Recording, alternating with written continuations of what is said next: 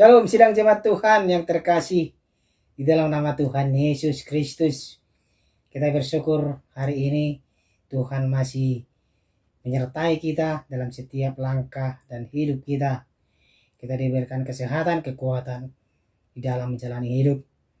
Mari persiapkan hati kita mau masuk dalam renungan kita memuji Tuhan. Kita katakan kepada Tuhan, nyanyi dan bersoraklah. Yesusku, penyelamatku, tiada yang seperti Engkau. Setiap hari ku memuji keajaiban kasih-Mu, penghibur, penolong, menara kekuatan. Biarlah semua yang bernafas tak berhenti menyembah-Mu.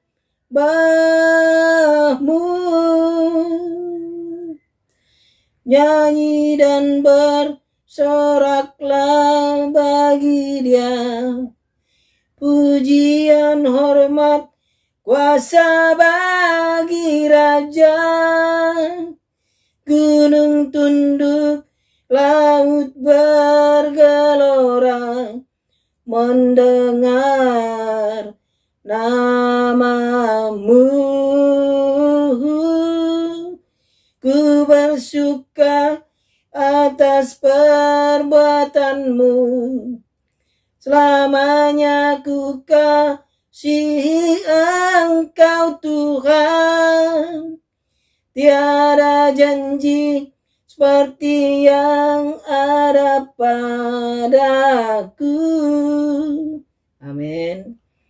Firman Tuhan untuk hari ini dari kitab Rut pasal yang ketiga ayat 1 sampai ayat 13. Kita Rut pasal 3 ayat 1 sampai ayat 13 dengan perikop Rut dan Boas di tempat pengirikan.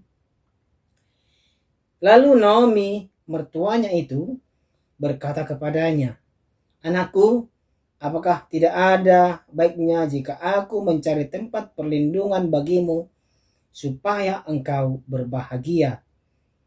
Maka sekarang bukankah Boas yang pengerja-pengerjanya perempuan telah kau temani itu adalah sanak kita? Dia pada malam ini menampi jelai di tempat pengirikan. Maka mandilah dan beruraplah, pakailah pakaian bagusmu dan pergilah ke tempat pengirikan itu, tetapi janganlah engkau ketahuan kepada orang itu sebelum ia selesai makan dan minum. Jika ia membaringkan diri tidur, haruslah engkau perhatikan baik-baik tempat ia berbaring. Kemudian datanglah dekat, singkapkanlah selimut dari kakinya, dan berbaringlah di sana. Maka ia akan memberitahukan kepadamu apa yang harus kau lakukan." Lalu kata Rut kepadanya, "Segala yang engkau katakan itu akan kulakukan."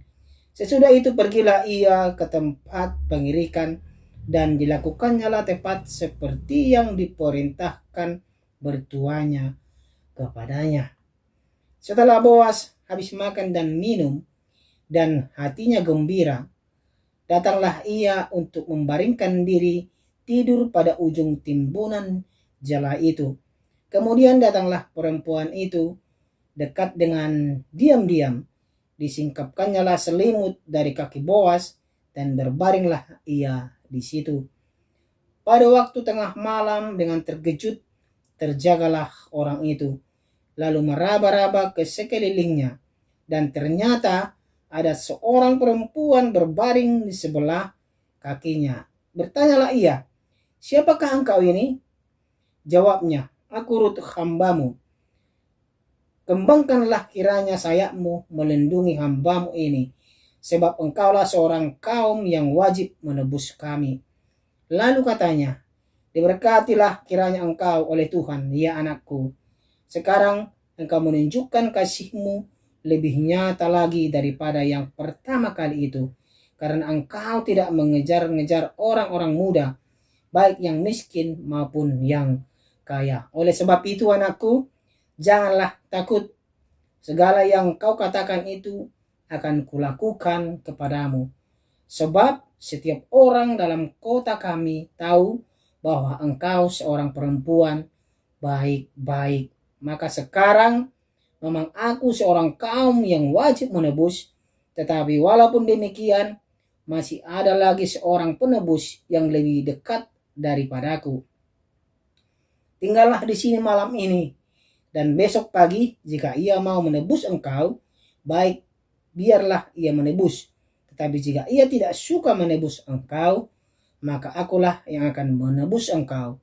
Demi Tuhan yang hidup, berbaring sajalah tidur sampai pagi. Demikianlah firman Tuhan. Tema kita pada hari ini, Tuhan sediakan yang terbaik. Percayalah. Tuhan sediakan yang terbaik. Percayalah. Kita kembali atau flashback sedikit waktu Elimelek dan istrinya Naomi berangkat dari tanah Israel. Karena di tanah Israel terjadi kelaparan, mereka menuju ke daerah Moab.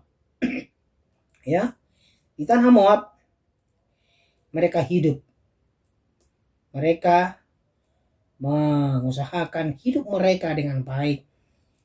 Elimelek dan Naomi memiliki anak, namanya adalah Mahlon dan Kilion. Dan Mahlon dan Kilion ini mengambil istri dari perempuan Moab, yaitu Orpa dan Ruth.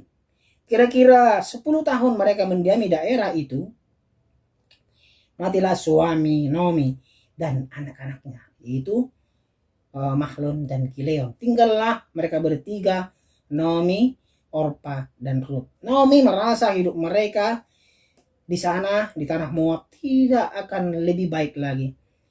Akhirnya mereka kembali ke tanah kelahiran daripada Ruth, Naomi. Mereka kembali ke daerah tanah Israel. Jadi sebelum mereka kembali ke daerah, ke tempat asal Naomi menyarankan kepada menantu-menantunya ini untuk kembali ke daerahnya, itu ke daerah atau ke orang tua mereka. Naomi menyarankan Orpa dan Ruth kembali kepada orang tua. Orpa kembali kepada orang tuanya, namun Ruth mengikuti Naomi kemanapun ia pergi. Ini janjinya. Dari sinilah bermula perjuangan hidup Naomi dan Ruth, memperjuangkan hidup mereka. Ya, pada umumnya saudara terkasih, kita berpikir bahwa perjuangan hidup atau sebuah perkara atau rencana besar dalam hidup kita akan diwujudkan dengan tindakan yang besar pula. Namun kita tahu seringkali kita menemukan fakta yang sebaliknya. Tuhan justru menggunakan peristiwa yang sederhana dalam menggenapi sebuah rencana besar. Seperti kisah Naomi dan Ruth, ya. Perkara dalam hal kecil, Tuhan punya rencana yang besar untuk mereka. Dalam sidang jemaat Tuhan terkasih, dalam tradisi Israel, kisah Ruth dan Boas merupakan peristiwa biasa. Seorang janda yang ditinggal mati suaminya wajib ditebus atau dinikahi oleh saudara kandung almarhum suaminya. Jika tidak memiliki saudara kandung, kerabat terdekatlah yang berkewajiban menebus janda tersebut. Bisa kita baca di Ulangan pasal 25 ayat yang kelima. Di sana dikatakan berkewajiban saudara kandung. Kalau saudaranya mati atau suami daripada istri saudaranya itu mati, saudara dari keluarga itu, saudara laki-lakinya wajib memperistri istrinya itu, ya. Perintah Naomi kepada Ruth di tempat pengirikan milik Boas adalah tindakan yang biasa pada zaman itu. Demikian juga dengan tindakan Boas menebus Ruth. Namun tindakan biasa dan sederhana itu merupakan bagian dari sebuah rencana yang sangat besar. Rencana Allah, ya. yaitu penebusan Allah terhadap umatnya. Peristiwa Boas menebus Rut sekalipun merupakan peristiwa sederhana, mengingatkan kita pada janji Allah untuk menebus umatnya dari dosa kita. Ya, Boas dengan penuh kerelaan hati mau menebus Rut untuk mengangkatnya dari keterpurukan dan kemiskinan. Tindakan ini dapat kita maknai sebagai gambaran simbolis penebusan Yesus Kristus kepada kita semua. Ia dengan kasih-Nya yang besar mau turun ke dalam dunia, lalu mati untuk menebus dan melepaskan kita dari kuasa maut. Dalam pengalaman iman sehari-hari, sedang jemaat Tuhan yang terkasih, Tuhan kerap memakai hal-hal kecil dan peristiwa biasa untuk mewujudkan rencananya yang besar. Ini terkadang kita tidak pahami, terkadang kita tidak sadari, sedang jemaat Tuhan. Tuhan memberikan Tuhan mengizinkan suatu pencobaan, Tuhan mengizinkan suatu masalah kepada kita. Tuhan punya rencana yang indah untuk kita.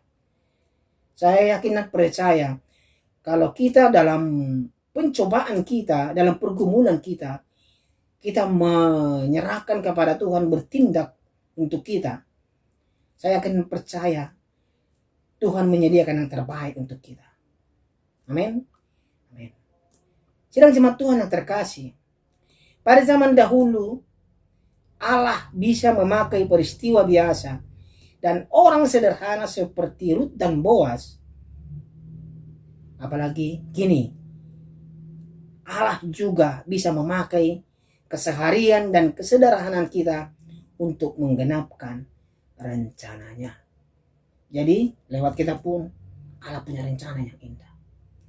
Sedang jemaat Tuhan terkasih, apakah kita bersedia dipakai oleh Tuhan dan setia pada perkara-perkara kecil untuk menggenapi rencananya yang besar? Saya yakin dan percaya kita bersedia. Apakah kita percaya Tuhan Allah pasti sediakan yang terbaik di balik masalah yang kita hadapi?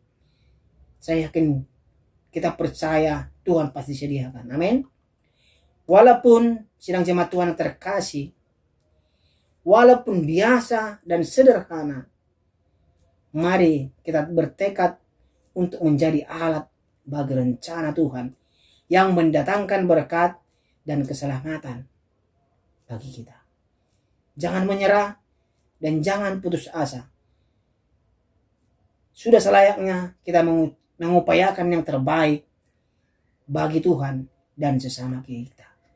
Dan yakin dan percayalah, sedang jemaat Tuhan yang terkasih, di dalam nama Tuhan Yesus Kristus, Tuhan sediakan yang terbaik. Percayalah. Kita yakin dan percaya, kita memiliki Allah yang tidak terbatas, Allah yang luar biasa, yang selalu ada untuk kita di setiap kehidupan kita, kalau kita memohon dan meminta kepadanya. Amin. Mari kita berdoa. Terima kasih ya Tuhan Yesus Kristus atas kasih-Mu untuk kami. Kami percaya Tuhan sediakan yang terbaik untuk kami. Kami percaya Tuhan, setiap masalah yang kami hadapi, Engkau selalu hadir, Engkau selalu ada untuk kami. Terima kasih untuk firman Tuhan-Mu. Kami bersyukur. Di dalam nama Tuhan Yesus Kristus, sebagai Tuhan dan Juru Selamat kami berdoa. Amin. Nyanyi dan bersorak.